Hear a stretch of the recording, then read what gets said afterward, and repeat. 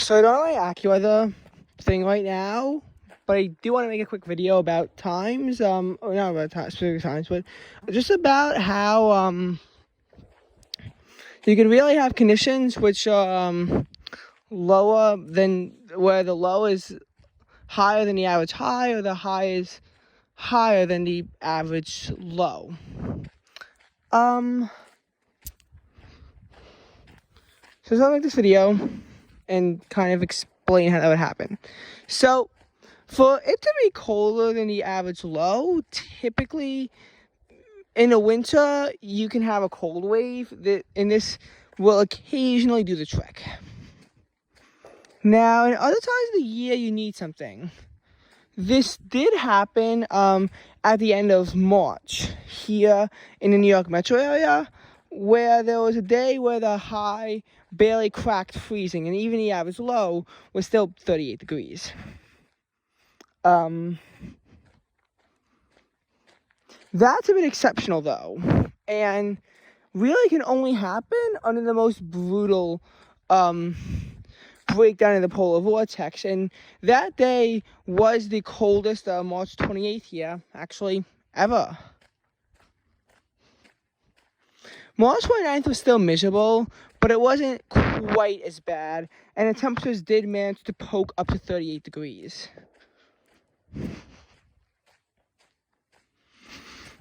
What's amazing is how warm it was literally days before. Now, I know I would almost never wear a t-shirt in the 50s, and I was wearing a shirt on top of it, but I had to take it off because it was that hot. Just the Friday before, it was 58, and the Saturday before, it was 52.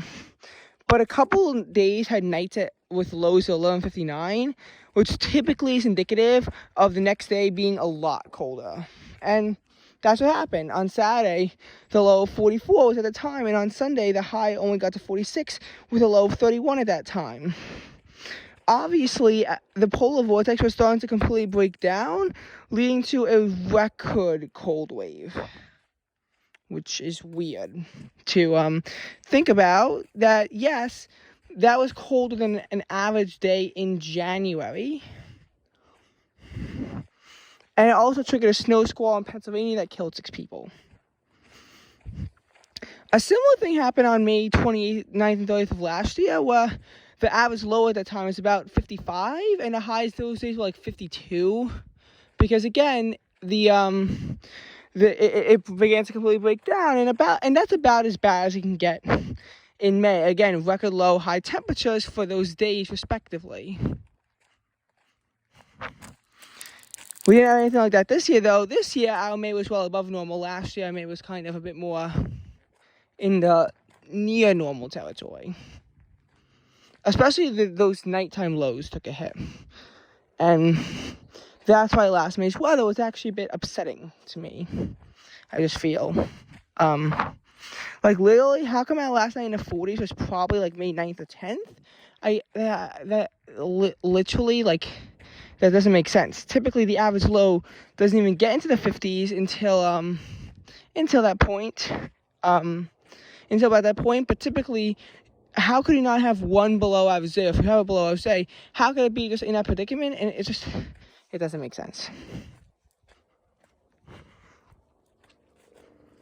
Especially given how the first week of May was, and how everything completely flipped. But again, you have warmer periods, you have colder periods. That's how it works. And I guess in this case, we got unlucky with bad timing, which also happened a lot last October. But yeah, typically when you have these days too, the temperature variation has to be a bit lower. Same for when the low is higher than the average high. You have to have a lower temperature variation, because the low temperature, it can't be insane. So typically the variation of the temperature on these days is lower, but it could still be quite a bit. Now, when the high is higher than the average high, everything begins to become a bit different. Actually, the low situation happened in July too, where there was a day where the high, despite being July, was only 63 degrees. I bet that July 3rd is not going to happen again this year. But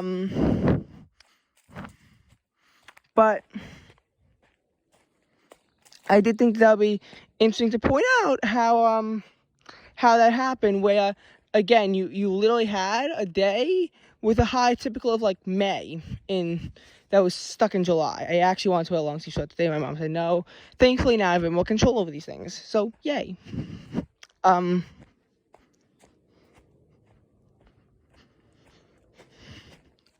Meanwhile, the high situation, that is more common in the winter. Because again, in order for this to be in summer, think about how you can have days that get up to like the hour summer high here is like 83 degrees, I want to say, maybe 82, maybe 84. Think about how it's like that. So just think about how insane it would be in order to have a day with a low of only 84. I can't actually remember a single day like that.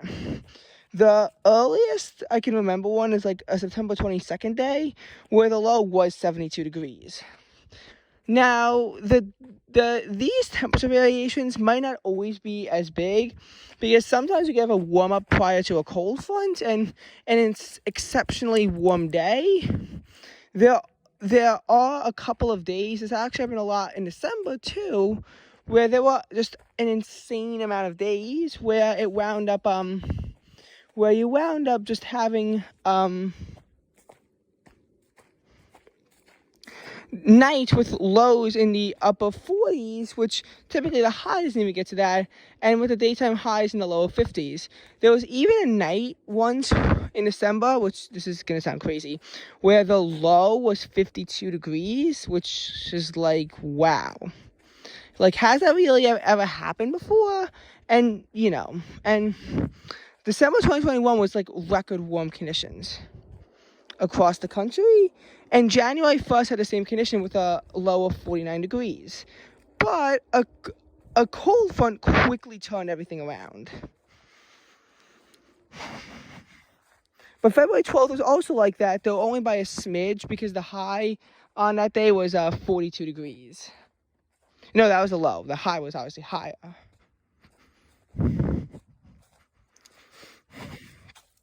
But that day actually had a bit unusually high of a diurnal temperature variation, and the high that day did actually wind up hitting 61 degrees or so. I think it was actually 60.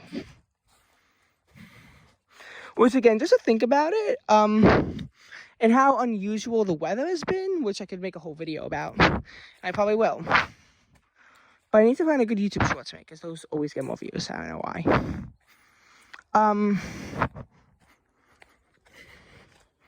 Anyway, so that's about that. It happened again in March with this where March 7th, I guess, because the front was coming through, a day with a low of 49 degrees, and the crazy thing is that the high of like 59 or 60 degrees came through just 3 hours later.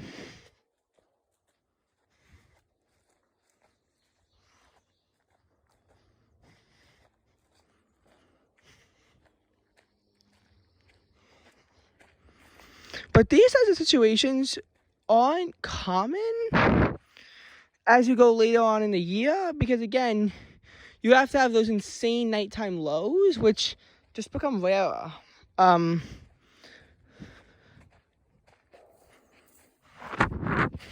you also have to be aware of things like temperature crashes. Temperature crashes can easily mess you up, and they can lead to some pretty crazy, insane temperature differences. Like here, not here specifically, where I live, there was a day in May with a high of 93 degrees, and a lot of places did experience highs in the 90s.